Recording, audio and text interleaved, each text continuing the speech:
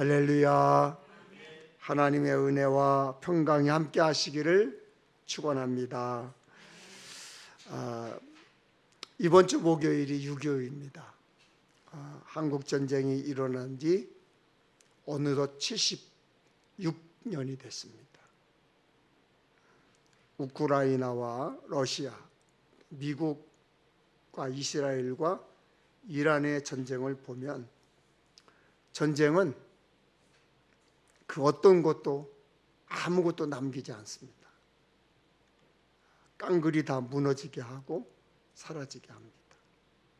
그러니 전쟁을 직접 겪어보신 분들은 어찌 6.25를 잊을 수 있겠습니까?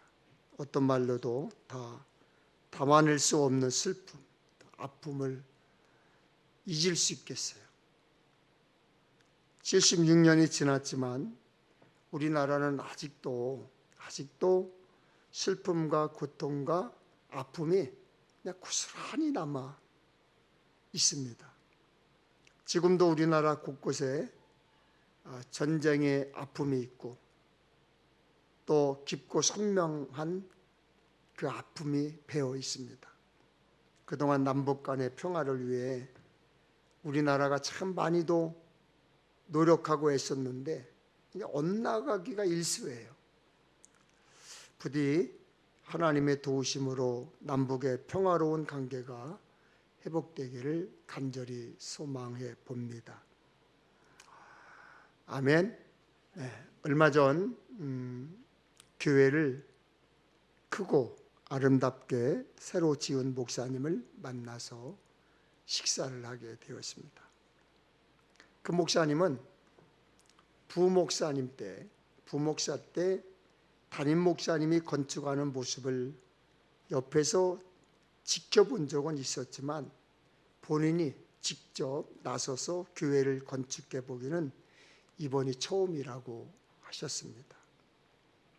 근데 교회를 지으면서 굉장히 힘들었노라고, 아주 고통스러웠노라고 한숨을 다 내쉬셨습니다.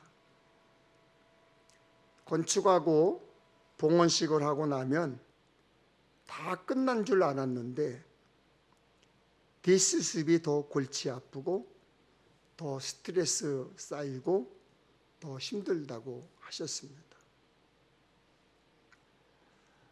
그래서 빚이 얼마나 남았습니까? 그랬더니 126억이 빚이 남았다고 그래요. 한 달에 이자가 약 4천만 원 정도 이자만 나간다고 그래요.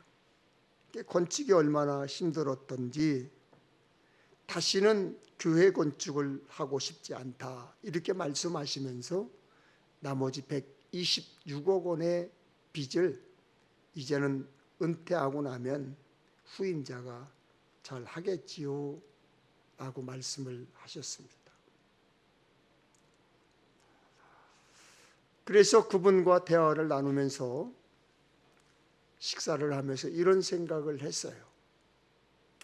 굳이 이렇게까지 빚을 내서 교회를 저렇게 지을 필요가 있나? 라는 생각을 저 혼자 해봤습니다. 그러나 그 목사님과 성도들의 간절한 소망으로 그 교회를 건축했기 때문에 뒷감당은 반드시 하셔야 할 것 같습니다. 그런데 그 건축이 얼마나 어렵고 힘들었는지 여러 가지 건축을 하려고 할 때 고려했던 것들을 이야기해 주시는데 정리해 보니까 가진 돈은 얼마 없는데 얼마나 빨리 교회를 지을 수 있을까? 요즘 또 물가가 2배, 3배 뛰었잖아요. 그러니까 한정된 가지고 있는 돈을 가지고 빨리 교회를 건축해야 되는데 돈은 없어요. 두 번째는 얼마나 싸게 그리고 안전하게 지을 수 있는가. 그리고 실용적이고 가성비 있게 짓느냐, 주변 환경과 얼마나 교회가 잘 어울릴까 하는 것들을 고려하셨다는 거예요. 그런데 그런 다양한 조건을 충족해야 좋은 건물을 지을 수 있지만 진짜 중요한 것, 가장 중요한 것은 얼마나 교회를 튼튼히 짓느냐입니다. 어떤 건물이든 용도가 무엇이든 건축물은 견고하고 튼튼해야 합니다. 그렇지 않으면 모래 위에 지은 집이 되고 말 것입니다. 여러분, 그런데 건물만 그렇습니까? 우리 인생도, 우리 삶도, 우리 신앙도 똑같습니다. 견고하고 튼튼하게 세워야 하겠지요. 그래서 오늘은 튼튼하고 견고한 믿음에 대해 말씀을 나누려고 합니다. 사도 바울은 예수님을 만난 후 유대 이름인 사울이라는 이름 대신에 로마식 이름인 바울이라는 이름을 사용했습니다. 바울은 예수님의 제자들과 친해지고 싶었고 함께 같이 복음을 전하고 싶었는데 사람들은 사울이라고 불렸던 바울의 과거 때문에 의심이 앞섰어요. 혹시 전처럼 예수 믿는 사람들을 잡아가려고 하는 거 아니야? 혹시 교회를 파괴하고 잔멸하려는 술책 아니야? 예수 믿는 사람을 잡아가고 교회를 파괴하고 스데반 집사를 죽이는데 앞장섰던 그런 사울을 기억하는 사람들이 이름을 바울이라고 바꿔 부른다고 해서 나 예수 믿어 라고 말한다고 그를 쉽게 믿을 수 있겠어요? 오히려 사람들은 그런 바울을 믿지 않았고 의심했고 두려워했습니다. 그때 성령과 믿음이 충만한 사람 바나바가 앞장을 섭니다. 그리고 그를 위해 변론해 줍니다.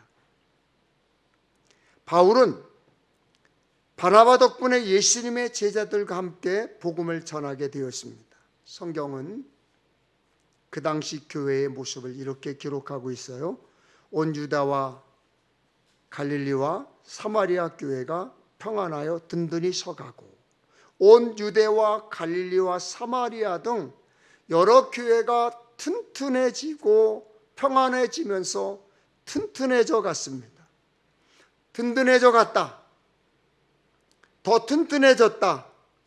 더 강력해졌다는 것이죠. 여러분, 그런데 교회가 아무 일 없어야 튼튼한 것이 아니에요. 교회에 대해 세상의 핍박과 공격이 없어야 평안하고 성장하는 것이 아닙니다. 공격과 핍박이 있음에도 불구하고 평안하고 든든하게 성장했다는 것은 교회가 평안히 튼튼히 세워지면 세상의 소동도 세상의 박해도 잠잠해지는 거예요. 이 모든 일을 누가 합니까? 본문에 성령의 위로라고 정확하게 말씀하고 있어요. 교회가 평안하고 튼튼히 세워지는 것은 성령의 역사예요. 내가 하는 게 아니에요. 목사가 하는 게 아니에요. 성도들이 하는 게 아니에요. 누가 하십니까? 성령이 하시는 거예요. 그러면 어떤 교회가 튼튼하고 든든하고 강력한 교회입니까? 건물 크고 화려하면 든든한 교회입니까? 지역 유지가 많고 부자가 많고 돈 많은 사람이 많이 다니면 든든합니까?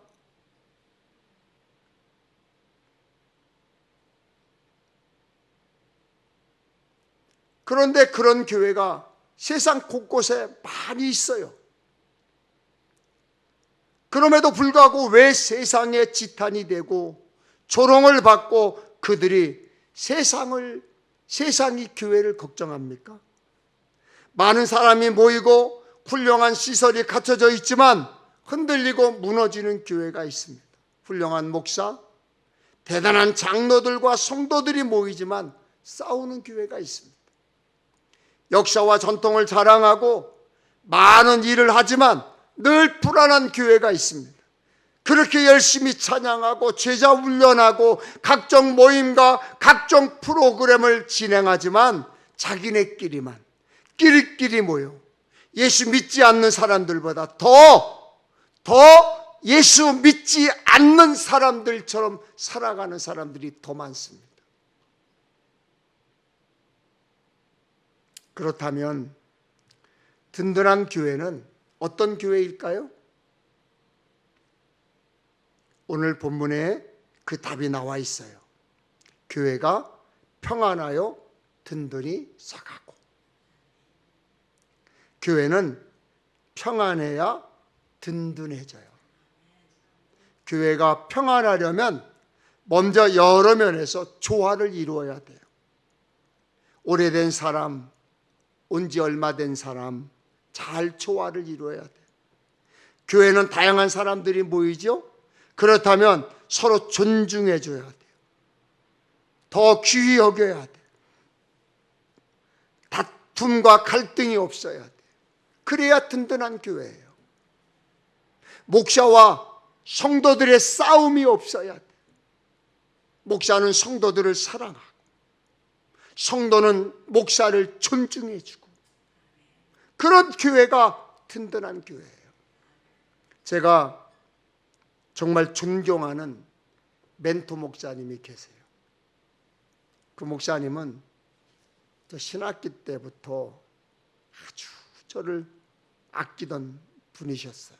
이제는 천국에 가셨지만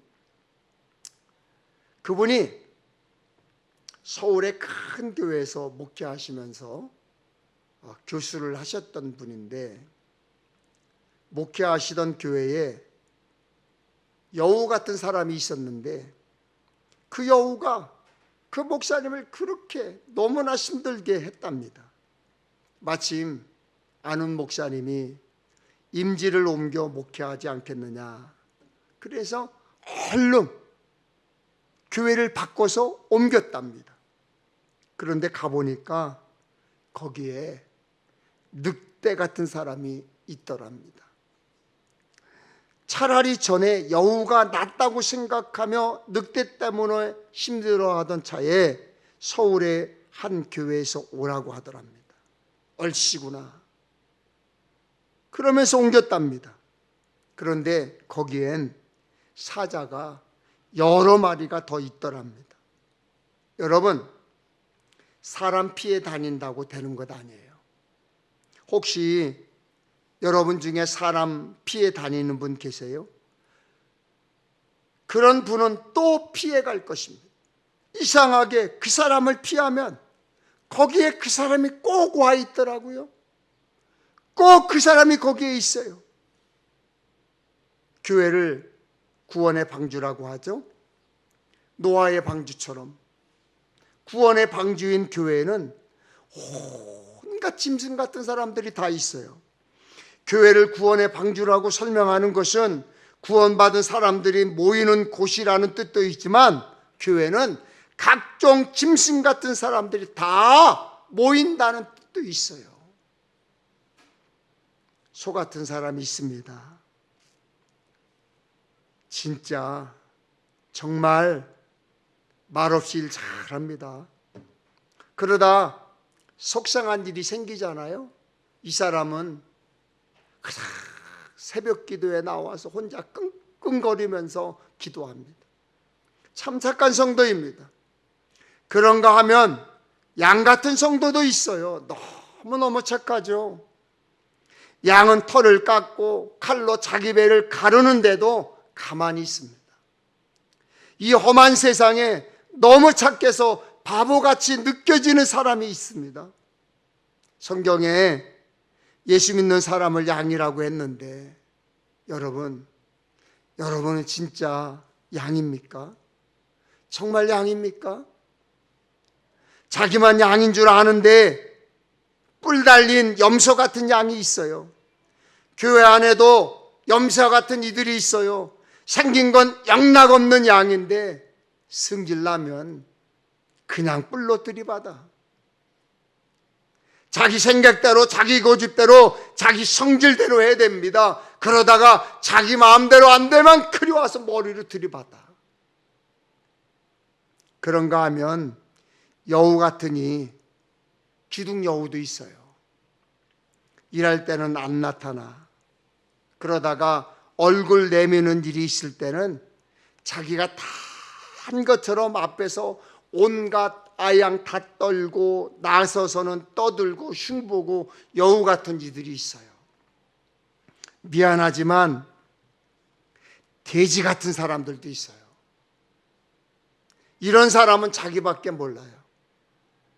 뭐가 남는지 모자라는지 상관없어. 자기만 생겨요. 자기만 챙겨요. 자기만 생각해요. 그러면 그런 이들을 피한다고 다시 안 만날까요? 어느 방주에든 다 있습니다. 피한다고 되는 게 아니에요. 평안한 곳에는 평안을 위해 쓰는 이가 있습니다. 여러분 가정이 평안하십니까? 남편이 참든지 아내가 참든지 누가 참고 있는 거예요. 참는 사람이 있기 때문에 평안한 거예요. 여러분의 집은 누가 참는 것 같습니까? 어떤 분이 저보고 그래요? 목사님, 사모님이 은퇴하셨으니 하루 종일 붙어 있어서 어떠세요? 불편하지 않으세요? 싸우지 않으세요? 그래요. 제가 피식 웃었어요. 그리고 그 질문한 목사님께 그랬어요. 목사님 왜 싸워요?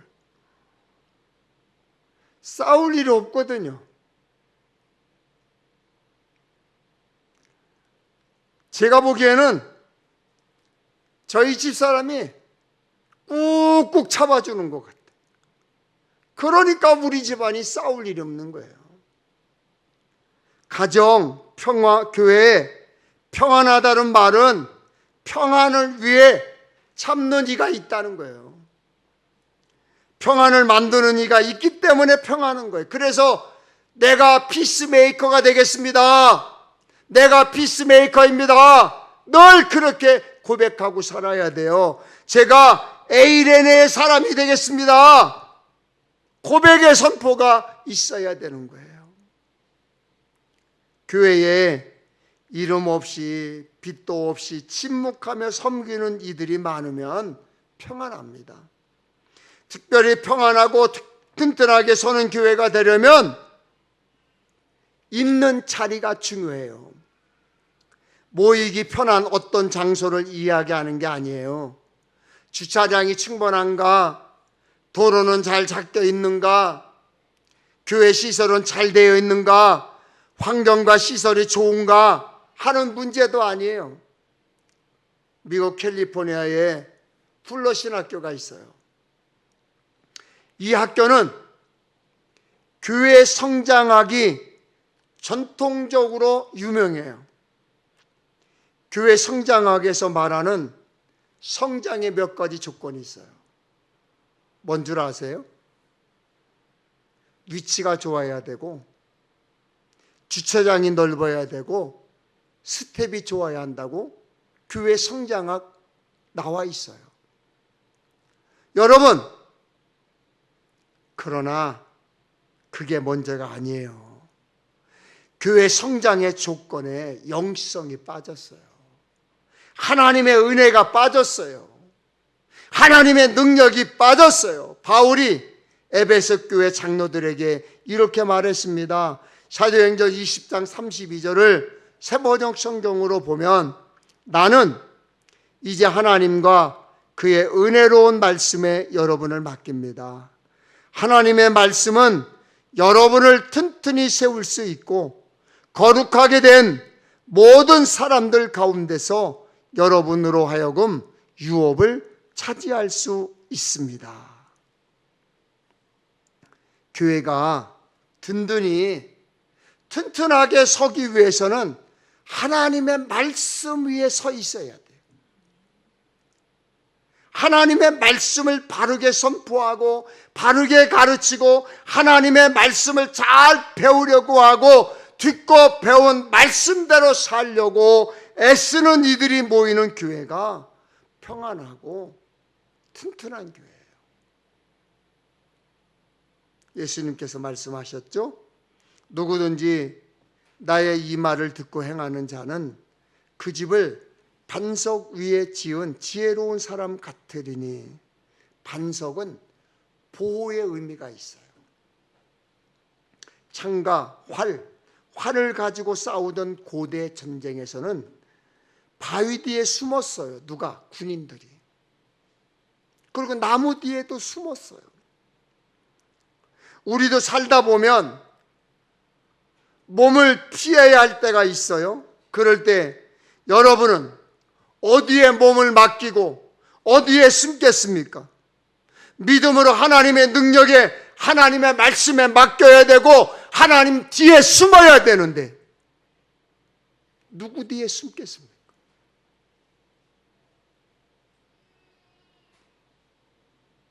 믿음은 버틴다, 의존의 뜻이 있어요. 그리고 기댄다, 의지가 담겨져 있어요. 그런데 사람에게 기대하는 사람이 있어요. 기대는 사람이 있어요. 그래서 그 사람 때문에 실망해. 상처가 돼. 내가 그 목사님, 그 장로님 그렇게 안 봤는데, 그럴 줄 몰랐는데, 내가 그 권사님을 의지했었는데. 그래요. 아닙니다. 사람은 의지할 대상이 아니에요. 저도 사람을 의지하고 기댄 적이 있어요. 그래서 하나님께 회개합니다. 우리가 기대고 버텨야 할 분은 하나님이세요. 오직 예수, 오직 말씀뿐이에요. 내가 기대야 할 분 하나님밖에 없어요. 그리고 반석은 안식처가 되기도 합니다. 사막지대에서 반석은 여행자에게 방어벽이 되기도 하지만 그늘을 제공하기도 합니다. 인생길은 사막처럼 뜨거운 열기를 감당해야 하는 고단한 길입니다. 목은 마른데 마실 물이 없고, 쉬고 싶은데 쉴 곳을 찾을 수가 없을 때도 있습니다. 그래서 하나님은 이사야 선지자를 통해 이렇게 말씀하죠. 그들이 줄이거나 목마르지 아니할 것이며 더위와 볕이 그들을 상하지 아니하리니 이는 그들을 긍휼히 여기는 이가 그들을 이끌되 샘물 근원으로 인도할 것임이라. 하나님의 말씀을 반석 삼아 살면 줄이거나 목마르지 않습니다. 더위와 햇볕에 상하지 않아요.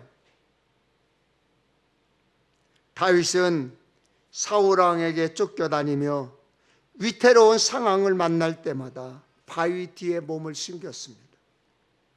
아들 압살롬의 반역으로 큰 슬픔을 겪을 때도 바위 그늘 아래서 위로받았어요. 이웃 나라의 침략을 받을 때도 반석 위에 서서 적들과 싸웠습니다. 그랬던 다윗이 이렇게 고백하잖아요.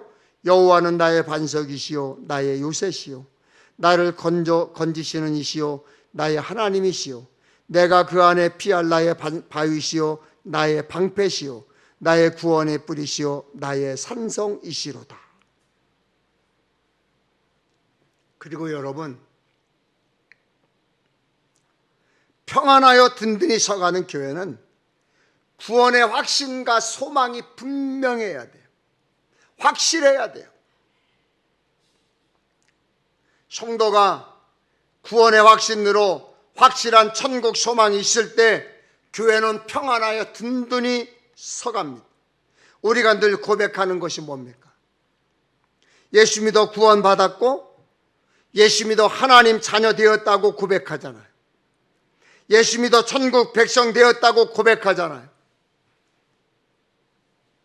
그 고백이, 내 믿음의 고백이 교회를 튼튼하게 세우고 우리의 믿음을 굳세게 하기 때문에 그렇게 고백하는 거예요. 아멘입니까?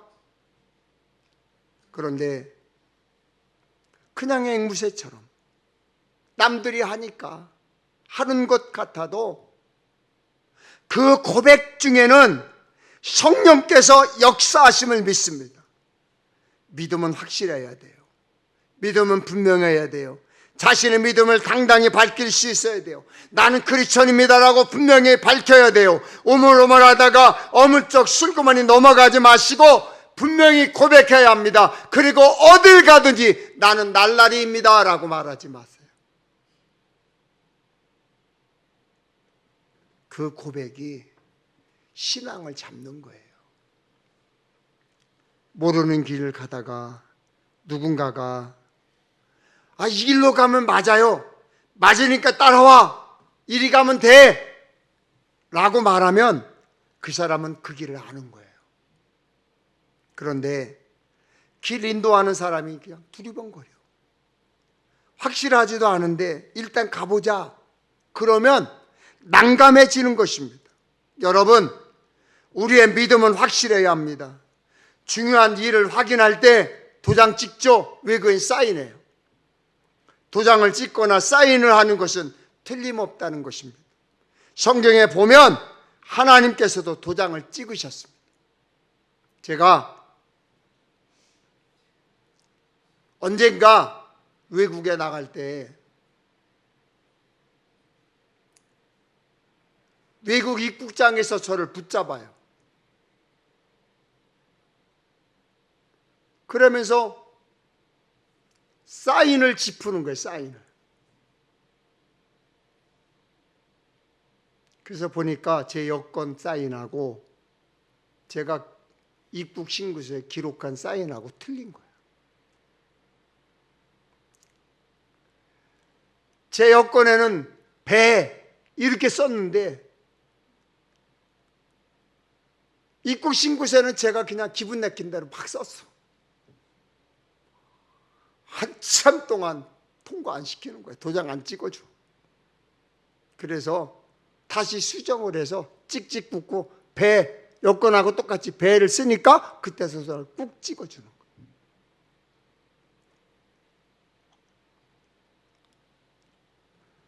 요한계시록 7장에 한 천사가 하나님의 인을 가지고 나와서 땅을 해할 권세를 가진 네 천사에게 하나님의 백성들의 이마에 인을 치기까지, 도장을 찍을 때까지 땅을 해하지도 말라 명령하는 모습이 나와요. 우리는 믿음으로 인침을 받은 자예요. 믿음으로 하나님의 자녀가 된 우리예요. 하나님의 도장이 찍힌 하나님의 소유예요. 하나님의 백성이에요. 서류에 도장이 찍히는 순간 그 재산이 법적으로 보호받듯이 우리의 믿음이 하나님의 도장이 찍혀서 하나님의 소유가 되면 하나님의 보호가 함께하는 거예요. 구원이라는 하나님의 도장이 찍혔음에도 불구하고 자기가 하나님의 소유임에도 불구하고 염려하고 불안해 떠는 사람들이 있어요. 여러분, 그러면 안 돼요. 흔들리면 안 됩니다. 세상이 우리를 마구 흔들어대요. 마귀가 우리가 승리의 삶을 사는 것 좋아하겠습니까? 마귀가 우리가 신앙생활 잘하는 거 좋아하겠습니까? 마귀가 평택의 일립교회가 평안하여 튼튼히 서가면 좋아하겠습니까? 바꿔서 하나님께서 우리가 여기저기 기웃거리면 좋아하겠습니까? 우리가 하나님보다 사람을 더 의지하고 돈을 더 의지하면 좋아하실까요? 성경과 담임 목사의 말보다 다른 사람의 말에 더 귀 기울이면 좋아할까요?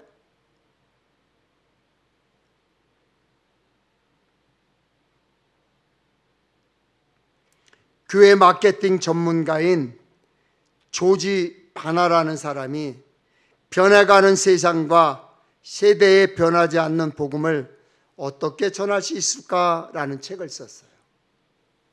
다시 한번 읽어드릴까요? 변해가는 세상과 세대에 변하지 않는 복음을 어떻게 전할 수 있을까?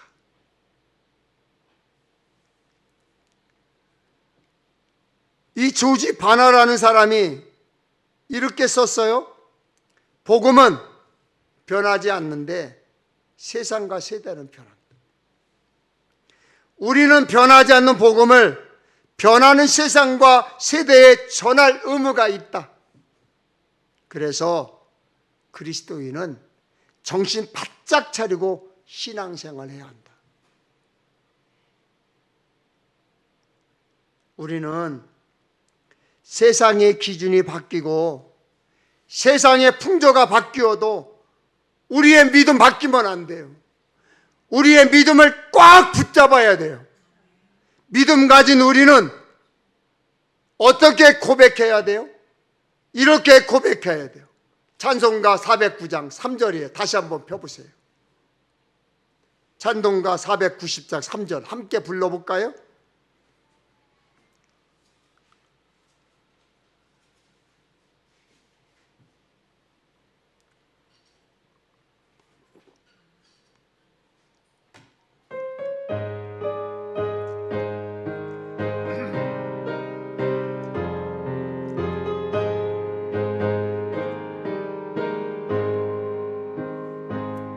세상 풍조는 나날이 변하여도 나는 내 믿음 지키리니 인생 살다가 죽음이 꿈 같으나 오직 내 꿈은 잠되리라. 나의 놀라운 꿈 정녕 남에게는 장차 그 은혜 받을 편이 나의 놀라운 꿈 정녕 이루어져 주님 얼굴을 배우리라. 아멘. 세상 기준이 바뀌어도 세상 풍조가 바뀌었으니 믿음도 바뀐다? 그게 무슨 믿음이에요? 그건 믿음이 아니에요. 저 사람도 저렇게 믿으니 나도 그렇게 믿는다? 그건 믿음 아니에요. 믿음 잘 배우세요. 그리고 평안하고 든든한 교회에는 수고한 이들이 있습니다. 바울은 고린도 성도들에게 이렇게 가르쳤습니다. 굳게 서서 흔들리지 말고 항상 주님의 일을 위해 자신을 들이십시오. 주님을 위해 일한 여러분의 수고는 결코 헛되지 않는 것임을 기억하시기 바랍니다. 뭔가 생각나지 않으세요? 2024년도 우리 교회의 비전이에요. 굳게 서서 흔들리지 마. 여러분이 예수 믿기 때문에, 신앙생활 하기 때문에, 평택 엘림교회 출석하기 때문에 예수님의 이름으로 하는 수고가 있습니다. 오늘 여러분이 예배하기 위해 교회에 오신 것, 그거 수고하신 거예요. 마음을 정하고 시간을 내서 심지어 지팡이를 딛고 오셨습니다. 감사합니다. 시간을 내서 땀을 흘리고 땀 흘려 번 돈을 드리는 수고가 있습니다. 결코 헛되지 않습니다. 그리고 그러므로 교회에 있을 때 할 수 있을 때 기쁨으로 감당하셔야 돼요. 충성하는 사람은 하나님께 주신 재능을 땅에 묶어 두지 않습니다. 우리는 하나님께 받은 재능, 시간 등을 하나님 마음에 맞게 빨리빨리 써야 돼요. 사용하지 않고 묵혀두면 있는 것마저도 못 쓰게 됩니다. 결국 똥돼요. 몇 년 전 제 막내 아들이 저에게 좋은 운동화를 하나 사줬어요. 그런데 얼마 전 막내 아들이 저에게 아빠, 그 운동화 왜 안 신어요? 그렇게 묻더라고요. 그래서 저는 아들이 사준 거니까 그래도 또 듣기 좋으라고 아끼는 중 그랬거든요. 그랬더니 제 옆에 있던 제 하나가 아끼면 똥 되는데 그러는 거예요. 그런데 진짜 똥 됐어요. 안 신고 아꼈더니 삭은 거예요. 그래서 에이스 받으려고 갔더니 그 주인이 그러는 거예요. 목사님, 사는 것보다 수선이 더 비싸니 갖다 버리세요. 그 뒤부터는 뭐 좀 아끼려고 하면 이거 똥 된다고 했지, 그런 생각이 드는 거예요. 여러분의 시간, 여러분의 재능, 여러분의 물질 아끼면 똥 되고 맙니다. 히말라야에는 야명조라는 새가 있답니다. 밤마다 우는 새라고 해서 지은 이름인데요, 야명조는 게을러서 집을 짓지 않는다고 그래요. 그래서 밤만 되면 추위에 떨며 울면서 내일은 꼭 집을 져야지, 내일을 꼭 집을 져야지, 그리고 다짐한답니다. 그러나 아침이 되잖아요. 그럼 햇볕이 쫙 띄잖아요. 따뜻하잖아요. 그러면 전날 내일은 꼭 집을 지어야지 하는 생각을 새까맣게 잊어버린다는 거예요. 그래서 집을 짓지 않는다는 거예요. 그러다 또 밤이 되면 추위에 울면서 아침이 되면 집을 지어야지, 그렇게 결심한답니다. 야명조 같은 이들이 평택 엘림교회에도 있습니다. 기도하라고 하면 내일, 다음에 그럽니다. 여러분, 기도의 기회가 영원히 계속 있는 것 아니에요. 봉사하라고 하면 바쁘니 좀 한가해지면 그럽니다. 내일 생명을 유지할 수 있다고 장담합니까? 장담하십니까? 며칠 전이에요. 저희 부부가 한 목사님, 사모님 장례식장에 갔다 왔어요. 목사님 54살, 사모님 50살. 3주 전에 주일 예배를 준비하시다가 사모님이 갑자기 쓰러지셨어요. 그래서 주일 예배도 드리지 못하고 교인들 장로님에게 맡기고 부랴부랴 대학병원으로 가서 긴급 수술을 했어요. 그런데 뇌사, 그리고 며칠 뒤에 숨을 거뒀어요.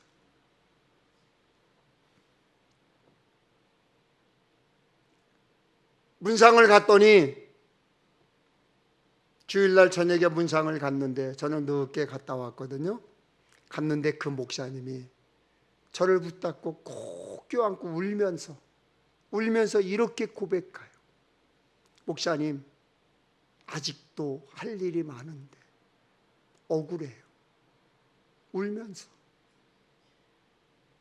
목사님, 아직도 할 일이 많은데, 저는 살 날이 많은데 그럴 줄 알았는데 할 일이 많은데 억울해요. 그래요. 그러나 하나님께서 천국으로 부르셨으니 위로받으세요. 그러고 돌아왔습니다. 여러분, 기회 다음에 있는 거 아니에요. 내일 생명 장담하지 못해요. 여러분의 가정이 평안하기 위해서, 일터가 든든히 서기 위해서, 열매를 맺기 위해서, 육신의 건강을 위하여 지금 오늘 할 수 있는 일, 지금 오늘 해야 돼요. 지금 하지 않으면 탄식할 때가 와요.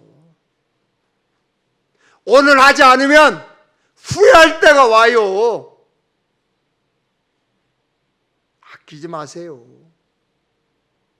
똥됩니다. 하나님께서 기회 주셨을 때, 예배할 수 있을 때, 교회에 올 수 있을 때, 찬양할 수 있을 때, 헌금할 수 있을 때 최선을 다해야 합니다. 그래서 마지막 날에 착하고 충성된 종이라고 칭찬받는 자리에 주인공이 되시기를 주님의 이름으로 축원합니다. 아멘. 아멘. 우리